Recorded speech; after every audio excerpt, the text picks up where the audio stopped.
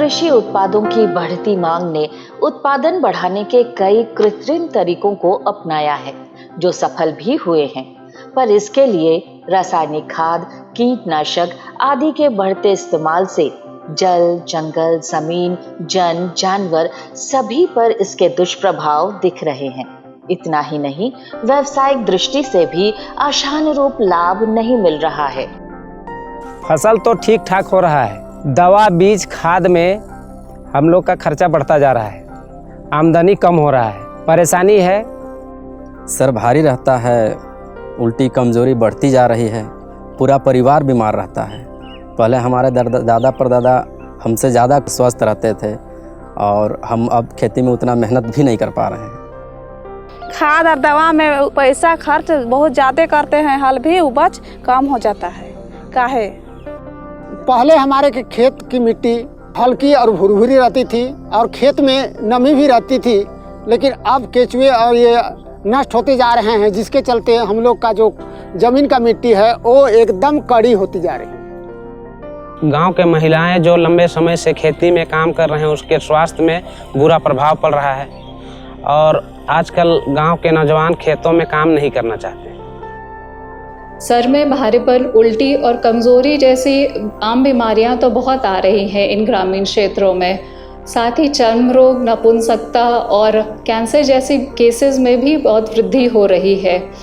बहुत जो महिलाएं बहुत देर तक खेतों में काम करती हैं, उनमें प्रजनन संबंधी समस्याएं भी देखने को मिल रही हैं। रासायनिक खाद और कीटनाशक के इस्तेमाल इनके कारक हो सकते हैं।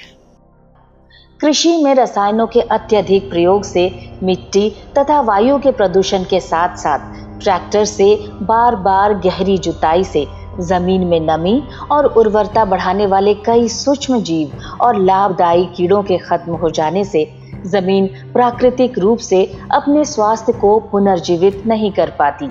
महंगे बीजों से खर्च में और वृद्धि के साथ किसान फसलों के स्थानीय किस्मों के लाभ भी नहीं ले पा रहे हैं।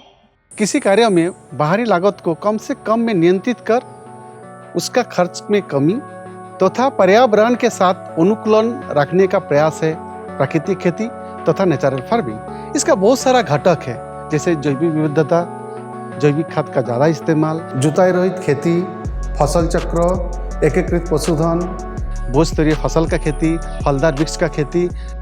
ये बदलाव इतना आसान नहीं है।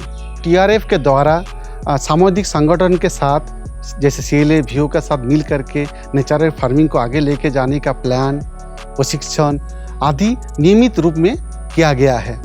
कृषक पाठशाला में किसानों को बुला करके विस्तार रूप में प्राकृतिक खेती के ऊपर चर्चा, ट्रेनिंग, डेमोन्स्ट्रेशन प्लॉट घुमाना आदि किया गया है। इस क्षेत्र का किसान प्राकृतिक खेती को सफलतापूर्वक अपना खेत में अपना रहे हैं। आम का बागवानी से तो हमें फ़ायदा साल में हो ही रहा है, प्लस इसके अलावा इसमें साल भर हम खेती करते हैं, अलग अलग किस्म का खेती करते हैं। मिर्चा, कद्दू, भिंडी, लतर, ये सारा चीज़ खेती करते हैं। प्लस घर में जो पशु है, गाय है, बैल है, उससे जो गोबर है उसका कीटनाशक दवा भी यूज करते हैं। उसी से खेत में उसको लगाते हैं, जिससे कीड़ा का प्रकोप बहुत कम होता है।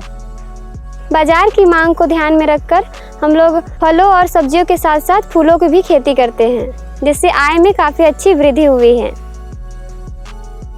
हम लोग खरपतवार को अपना ज़मीन में बिछाते हैं, तो इससे नमी बना रहता है और हम लोग को खाद और सिंचाई का खर्च कम पड़ता है।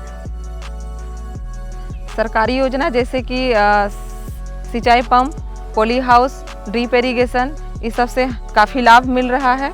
हम अभी खेत रोपने के लिए आए हुए हैं, जिसमें हमारा मुख्य फसल है धान, गेहूँ, मक्का, चना इत्यादि, जिसमें हम लोग लाभदायक जीवाणु दवाई जो उपयोग करते हैं वो है राइजोबियम और एक्टोबिक्टर, जिसको उपयोग करने से हमारा मिट्टी का सुधार हो रहा है, प्लस मिट्टी का स्वास्थ्य अच्छा रहता है और कोई भी हम लोग फसल लगाते हैं तो अच्छा होता है, उपज अच्छा होता है और जो रासायनिक खाद है उसका हम लोग को निर्भरता कम हुआ है।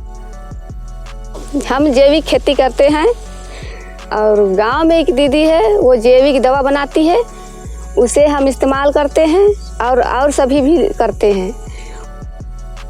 मेरे पास 150 के साल लगभग नियमित रूप से अपना दवा ले जाते हैं और मैं उसमें जीवामृत, घन जीवामृत, बीजामृत और रामबाण, बाहुबली, शिवांश खाद, केचुआ खाद बनाती हूँ। और किसान का फसल पहले से बहुत अच्छी, ज़्यादा अच्छी है और ज़्यादा दिन तक खेत में टिक रही है फसल। बाज़ार में जैविक सब्जी का इतना मांग है कि हम लोग पूरा नहीं कर पा रहे हैं।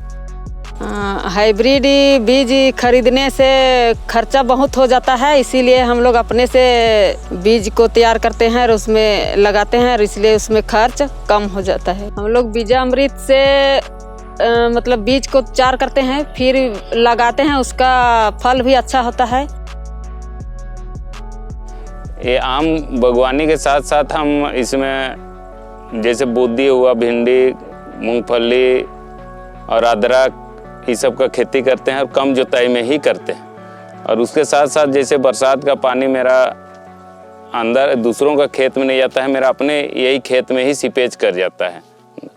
जैसे नारा हम लोग गेहूं भी काट लेते हैं, नारा उड़ा सब सड़ जाता है, वहीं काट के छोड़ देते हैं, फिर हम लोग मिट्टी में मिला देते हैं, सड़ जाता है, फिर मिट्टी हम लोग को अच्छा से मिलता है। हम नेट हाउस में फसल उगा रहे हैं। इसमें कीट पतंगा से भी फसल सुरक्षित रहता है, मौसम के मार से भी फसल सुरक्षित रहता है और कम ज़मीन में हम अच्छी पैदावार करते हैं और अच्छी कीमत पाते हैं और सुंदर और चमकदार फसल भी होते हैं। संस्था की ओर से हमारे वीडियो में कुछ लोग आकर प्राकृतिक और उन्नत खेती के लाभ के बारे में बताते हैं और इन्हें करने के लिए प्रोत्साहित करते हैं। पहले हम बैगन टमाटर लगाते थे जिसमें मुरझा रोग लग जाता था, लेकिन आज हम ग्राफ्टेड टमाटर लगाते हैं जिसमें मुरझा रोग नहीं लगते हैं। मैं अपने नर्सरी में खुद से ग्राफ्टेड टमाटर तैयार करती हूं और बैगन, और ये मैं अपने खेतों में लगाती हूं और साथ में आसपास के गांव के किसान लोग भी ले जाते हैं और अपने खेतों में लगाते हैं और अच्छी मुनाफा कमा रहे हैं।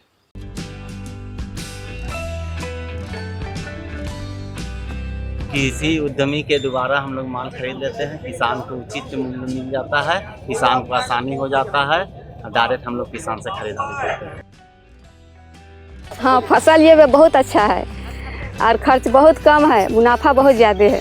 प्राकृतिक खेती प्राकृतिक संसाधनों का एक ऐसा संतुलित प्रयोग है जिससे कृषि लागत में कमी और पर्यावरण की सुरक्षा भी होती है। प्राकृतिक खेती अपनाना मानवता और प्रकृति के लिए आज सर्वाधिक उपयुक्त खेती का विकल्प दिखाई देता है।